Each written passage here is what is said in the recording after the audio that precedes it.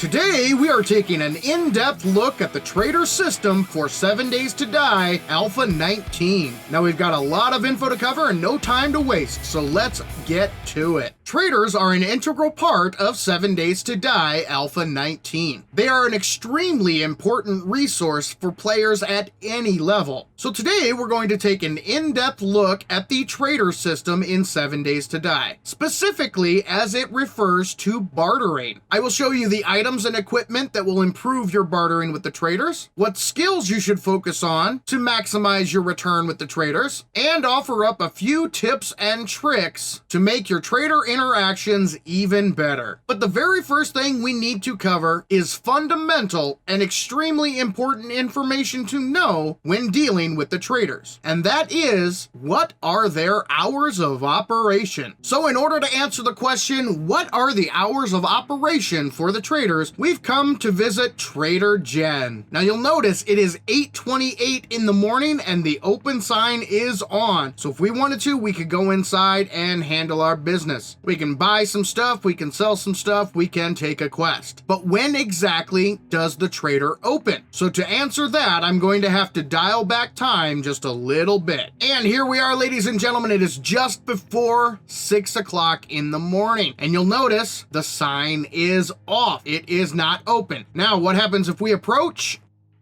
Oh, we get teleported away. Darn it, Jen, open the doors. We got business to do. So unfortunately, when the traders are closed, you cannot approach the trader complex. The POI is off limits. It will automatically keep teleporting you away from the compound. So if you arrive to the trader early, find yourself something to do. But what time do they open? Well, hang tight, folks. We are almost there.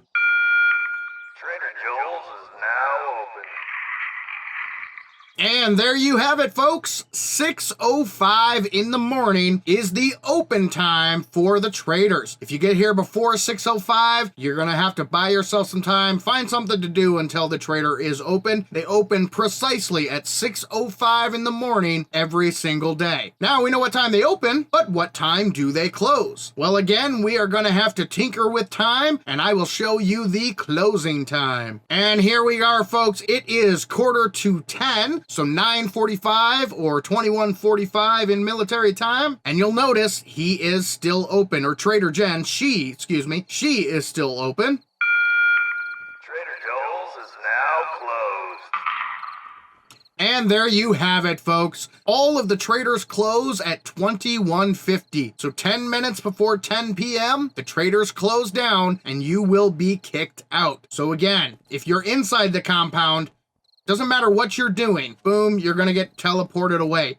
If you're inside the compound, and you'll just keep getting teleported away over and over and over again. After 9:50, the trader's closed, and you can no longer approach the compound. The hours of operation are 6:05 to 21:50. And we've used our powers of time teleportation to travel back to a time where the trader is open. It's now 8 o'clock in the morning. Let's head in and let me show you some important aspects of trading with the traders. As I stated previously, this video is primarily about the bartering system in 7 Days to Die, and how exactly you can maximize your visits with the traders. So let's take a look at the trader inventories. The trader inventories are broken up into two sections. You have their general stock and you have the secret stash. These are two separate inventories. Now we're going to go in depth on the secret stash in just a second, because there is a lot that you can do to improve the secret stash and really maximize the availability of items in that secret stash. But first, let's talk about maximizing bartering. How can we increase the amount that we can sell items for and decrease the amount that we can purchase items for? For that, we're going to use this mining helmet here as our example. This is a quality 3 mining helmet that will cost us 5,504 Duke's Casino tokens. Now, if we take a look at my character here, you'll notice that I currently do not have any points in any of the skills. I am baseline character. I do have all the points available, but I haven't actually allocated those points into anything as of yet. So let's go through each of the equipment items, books, and food items that you can use to maximize your buying and selling ability with the traders. So once again, keep in mind, this mining helmet would cost us 5,504 Duke's Casino tokens. The first item we want to take a look at is the cigar. The cigar is a piece of equipment that goes into your face slot. Boom, there it is. And you'll notice it gives us plus 10% bartering. So now if we take a look at that mining helmet that was going to cost us 5,500 Dukes, you'll notice that it is down to 4,953 Dukes. The next item we want to take a look at is actually a book. This is Magnum Enforcer Volume 4. This gives us a 5% better deal when bartering with the traders while holding a 44 gun. So let's go ahead and read that. Now you'll notice in my tool belt here, I've got both a 44 Magnum and a 44 Desert Vulture. Doesn't matter which one you use, both of them work, and I'm going to demonstrate that here in a second. So let's start off with our Magnum, get that in our hand, and let's talk to Trader Jen again. We were down to 49.53, I believe, and now we are down to 4,678 Dukes for this mining helmet. Now let's switch over to our Desert Vulture, and it should be the same price. And there you go, 4,678 Dukes. Next up, let's take a look at Sugar Butts. This candy increases our bartering by 10% for 10 minutes. So let's go ahead and eat up some Sugar Butts, and let's see what the price will be now. And now our price is down to 4,128 Dukes. And the last item that will increase our barter percentage is Grandpa's Awesome Sauce. This will give us an additional plus 20% to bartering for a duration of 3 minutes. So now let's take a look and see how much that mining helmet is going to cost us. 3,027. So we went from 5,500 all the way down to 3,027 Duke's Casino tokens. And that is without a single point into better bartering. So the equipment, the books, and the food and drink in this game can make you massively more effective dealing with the traders. But now let's add on top of that the better barter perk. I'm going to go ahead and maximize this, get this all the way up to level 5, and then I will show you what that will do to the pricing with the traders. And there we are, ladies and gentlemen. Better barter has been maxed out to level 5, so we should get a 25% better deal with the traders. Now, since we've only got 20 seconds left here on our Grandpa's Awesome Sauce, we're going to go ahead and drink another one of those because we don't want to lose that 20%. And now let's see how much that mining helmet will cost us. And look at that, ladies and gentlemen. That mining helmet that originally would cost us 5,504 Dukes is now down to 1,651. And I can't believe it, folks, but I almost forgot about pumpkin cheesecake. This food item will also give you plus 5% to bartering, but it only works for buying items. This will not increase the sell price, but it will decrease the cost of items that you want to purchase from the traders. So let's go ahead and get set back up here. So let's take our Sugar Butts. Let's drink our Grandpa's Awesome Sauce. Let's eat our pumpkin cheesecake. Let's get our Desert Vulture ready to go and take a look at the cost of that mining helmet now that we are totally maxed out. And there you have it, folks. So the mining helmet that would have cost us 5,504 Dukes now will only cost us 1,376 Dukes. You can seriously maximize your trader interactions by using the correct items, books, food, drink, and candies. So get yourself a cigar, find yourself Magnum Enforcer Volume 4, make sure you have a 44 weapon equipped when you are dealing with the traders, eat yourself some Sugar Butts, drink some Grandpa's Awesome Sauce, and chow down on a piece of pumpkin cheesecake, and you will seriously maximize your trader interactions. Now, before we take a closer look at the secret stash, I did want to take this opportunity to say, if you find this video helpful and or enjoyable, join the Sav Nation by clicking that subscribe button and turn on notifications so you do not miss a single one of our tutorial tutorial videos. I release videos every Monday, Wednesday, and Friday at 11 a.m. Eastern Time. But now, it's Secret Stash time. Now, let's take a closer look at the Secret Stash. You can often find some pretty darn good stuff in the Secret Stash of the traders. For instance, the Secret Stash is the only place that you will find Grandpa's Forgetting Elixir. This item allows you to reset your skill points. Each trader will have one bottle of Grandpa's Forgetting Elixir in their Secret Stash every time they restock. And since we're talking about the Secret Stash, we need to take a closer look at the Better Barter perk. Once you get to level 3, you will notice that it says Trader's Secret Stash shows better loot. Now there is a very, very important trick with the Better Barter perk that I'm going to demonstrate right now. When it says the Trader's Secret Stash shows better loot, that's really not the most exciting part of this perk. It actually shows a completely new inventory in the Secret Stash. Let me demonstrate what I mean. So first, we need to get our intellect up to level 5. So I went ahead and bumped my intellect up to level 4, but you'll notice I am wearing the nerdy glasses. This gives me a +1 to intellect. This is where the Better Barter trick works. So let's go ahead and bump up our Better Barter to level 3, and let's take a look at Trader Jen's Secret Stash. Now you'll notice that this Secret Stash is different than the one that we had previously. Now, let's take off our nerdy glasses. This drops our intellect down to level 4, meaning that our Better Barter is dropped down to level 2. Since we don't have the intellect requirements for Better Barter level 3, it pushes us back to Better Barter level 2. So let's again go into Trader Jen's Secret Stash, and you'll notice that the Secret Stash once again has changed. That means that every time the trader restocks, you can have access to 2 Secret Stash inventories. Now the Secret Stash, generally speaking, holds better items than the general stock. So not only will we have access to better items, we will have access to 2 separate inventories of better items. So again, let's put our nerdy glasses back on. That gives us the intellect of level 5, which again gives us the ability to have Better Barter level 3. And we go back into her Secret Stash, and boom, once again, she's back up to her new stock. You'll notice the stock is completely different. That works on every single level of Better Barter past level 3. So let's keep rolling with this. Let's go ahead and do the same thing for Better Barter level 4. So we have intellect up to level 6, but with our nerd glasses on, that opens up level 7. That allows us to put a point into level 4 of Better Barter. And now let's take a look at her Secret Stash once again. And boom, you'll notice her stash is completely